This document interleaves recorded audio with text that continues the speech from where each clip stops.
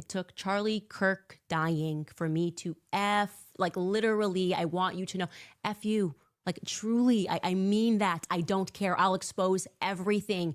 You guys who are watching know what I know. So tell the truth.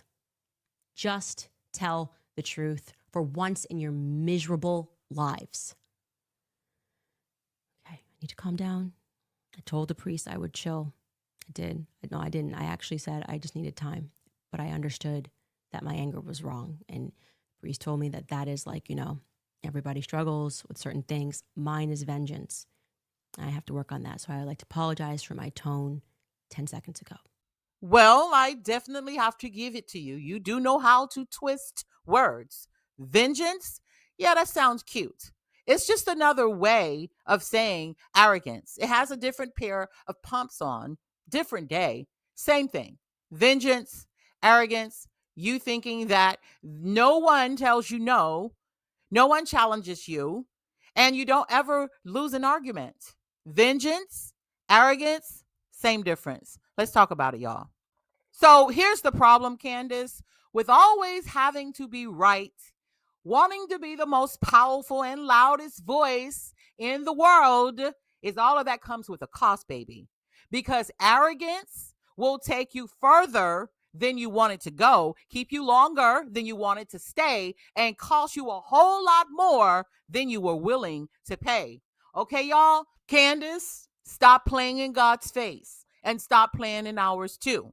Now, you already crashed out, screaming F you to anyone who dared to check you. That wasn't power, Candace. It was a meltdown in HD. Now, girl, do you have any shame? Turning your best friend's funeral, best friend, quote unquote, funeral into content? Now, is there any low that you won't descend to, Candace? And to the Candace supporters, don't even start. If she can call Brigitte Macron a man, then I can call you what you are. Blind followers riding shotgun in her circus. Now, Candace, you might be able to out-talk the best of them, debate on the highest level. But girl, let me tell you what you can't do. You cannot out-talk God. And pride comes before destruction, and a haughty spirit before a fall. And girl, your crown is already sliding off. So let me say this. I don't know how deep you are, Candace, really. I don't know if this whole, faith thing is just surface for you. I'm not judging you. It's a question. But if you've really gone into scripture, you know that there's always repercussions for our behavior, right? So in doing so, I found a few examples of people who thought that they were greater than God.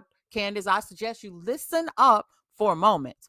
I won't be long. So let's have a quick little Sunday school lesson if we can, because people are really confused about who Jesus is. Most people think that he's sitting on the throne dressed in apparel of purple royalty, and that there's no judgment that's going to come from God. Listen, guys, nice people, we're talking like, Joel Osteen. He's nice. He's probably nicer than Jesus, actually, but Jesus was turning over tables, so on and so forth. He just really is not the one to be played with. So think about the story Nebuchadnezzar, flexed on his kingdom like he built it with his own hands. And God said, well, bet. Next thing you know, the man went from having a crown to being a cow, eating grass in the field until he learned humility, right? And let's not forget Herod, right? The king put on his silver robe, soaking up the applause like he was God himself. Heaven wasn't amused, though. God dropped him right there on the stage, worms and all. Pride turned his standing ovation into a funeral.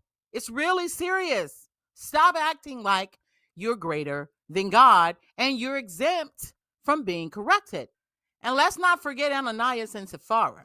Thought that they could finesse God, lying about their offerings just to look holy. But one by one, they started to drop. No second chances. So clout chasing turned into slow singing and flower bringing. The casket, well, it was carried out. So it's really not up to you, Candace. The final authority is God, and you somehow need that to soak in, dear. That must soak in. You're never going to be right all the time, and you're never going to win every argument. That's just facts. So all I'm saying, Candace, is that you're standing on that same stage of arrogance. You crashed out already once. You're burning bridges faster than you can build them. And baby, you are running out of allies. The porch light's on. The judgment is coming. And this story right here, it don't end with you as the hero, girl. So somebody needs to pull your coattail. So to me, this is where content creation goes left. So Candace, I already know you really weren't Charlie's true friend, because who disrespects somebody's pastor the way that you did, calling the man out, purposely mispronouncing his name? Oh, so you can say Benjamin Netanyahu clear as day, but you couldn't say Pastor Rob McCoy, right? That let me know right there that you don't respect anyone. And if this is your first time tuning in to Southern Confidential, welcome. And to everyone else, welcome back. If you would take a moment to subscribe to the channel, like the video, I would really appreciate it. And now, y'all, oh my God, back to our story. And because Candace so often mixes God and religion and her faith with what she's doing, I'm going to mix it too. Okay. So these Bible examples that I gave you, those are real, Candace. And don't even think it only happens in the Bible days, right? So I remember a story. Now, this is a true story. So let's have a little story time. This happened back, I believe, in the early 90s or maybe the late 80s. There were two men in a boat in Tampa Bay fishing. So apparently they were having a conversation about, or a debate about, if God was real or not. So one of the friends, he decided, well, he's going to take it to another level.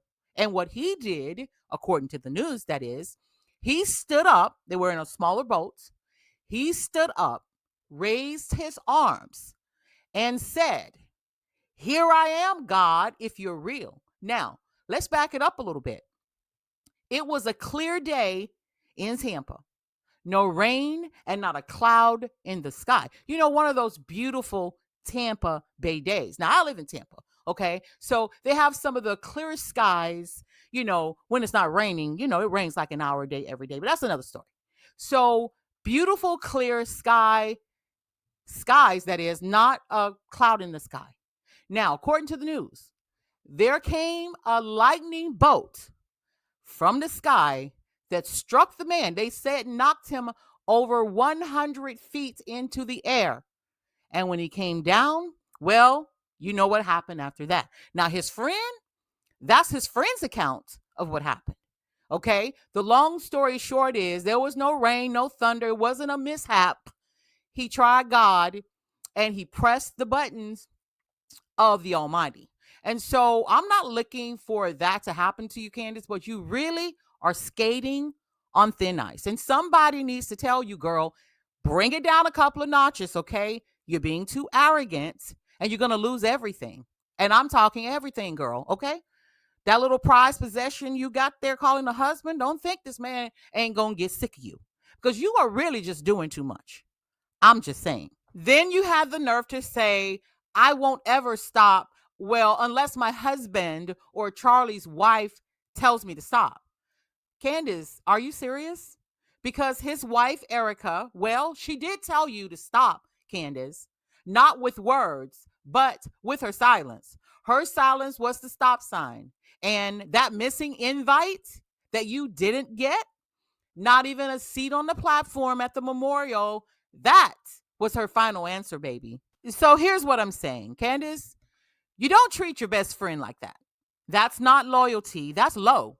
You disrespected the very people who stood by Charlie, and in the process, you show the world exactly who you are. And here's the truth. When the smoke clears, it won't just be your ego on the ground, it'll be your integrity too, scattered everywhere like cheap confetti at a parade nobody asked for. One thing I hate is when a person has worked so hard to get to a place where they've envisioned themselves for many years. And I ain't mad at that, Candace. I'm really happy to see that you've accomplished something working so hard. What we're not happy about is your arrogance and your ability to think that you're untouchable. Your debate skills, your Mac drops and you being the queen of the world, girl, let me tell you something.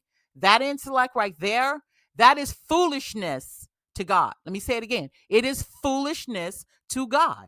Your words, your sparing, your clapbacks, listen, that may work in Turning Point Ballroom, but when you step into God's courtroom, dear, it's a whole different scale. Now, I wouldn't even be bringing up God in this conversation, okay? But you so often do. So that's what I'm doing. All right. So you can't have sweets and bitter water coming from the same fountain, girl. So make your mind up because you're losing the respect of the very people that supported you. So here's another problem. Let me give you some auntie advice. Okay. And let's be real. You first said that Charlie took money from some very powerful billionaires. Then you tried to take it back, low-key rolling your friend under the bus.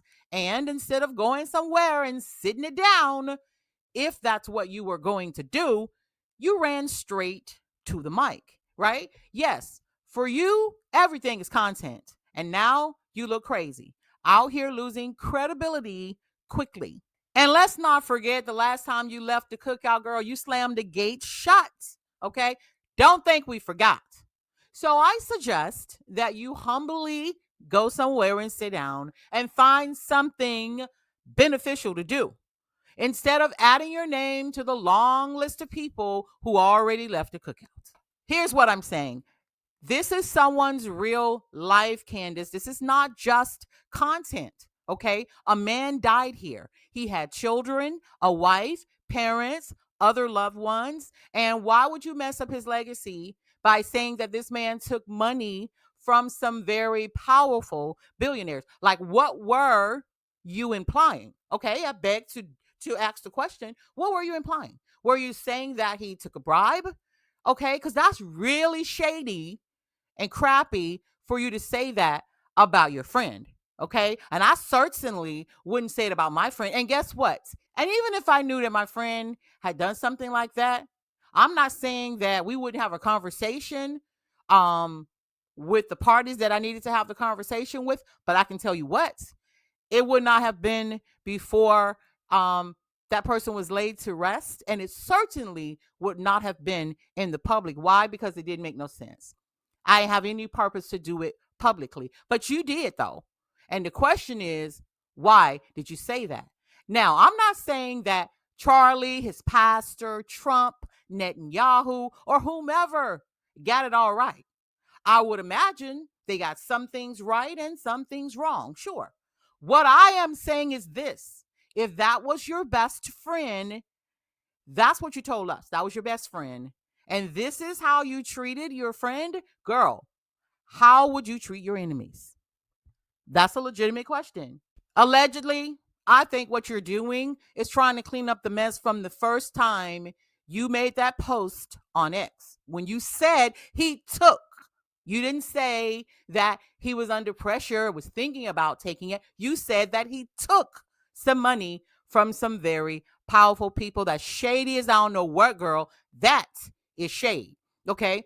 And now suddenly your mission in life is justice for Charlie. Well, I am not buying it. Okay. No, ma'am, I'm not. The way you honor your friend is by respecting his family, stopping by, check on his wife, if you were even allowed to do that, Candace, because I'm kind of convinced that during the last couple of years, you guys really weren't that close. You and Charlie really weren't that close because you did show a lot of heartfelt video footage of you and him. I actually enjoyed watching you guys work together and grow up in, politics or whatever you guys' missions were together. But you know what? The last few years, Candace, you didn't show anything. And word on the street is he had put space between you and him, allegedly. So let's be clear. Erika may have stayed silent, like I said, but if this was a black family, it wouldn't have went down like that, Candace. If you would have been dragging somebody's loved one before they even were laid to rest, it will be on and popping. That's how that would go. So what you're not going to do is talk trash about somebody's family before they can even lay them to rest. You know how we do it. Black funerals, fall in the casket, crying, carrying on. That's just like what we do. Okay? Leave us alone. Let us cry. Let us do what we do. Listen, Candace, I think you're fake. I don't even know where your true passion lies anymore. So go back to confession, girl, and this time, maybe actually listen to wisdom. Take a chill pill. Shut it down before God shuts you down, Nina Brown. All I'm saying in short is that Candace needs to understand that when you always have to be the most powerful and loudest voice in the room, it comes with a cost. And baby, that's a cost that you may not be ready to pay, because what arrogance does is it will take you further than you wanted to go. It'll keep you longer than you wanted to stay, and it will cost you more than you wanted to pay. So y'all tell me, is Candace getting too big for her pantsuits? Is she sipping on some of that Diddy Ciroc? Or is she just crashing out at the finish line, mic in hand, thinking the crowd is still clapping when the music has already stopped?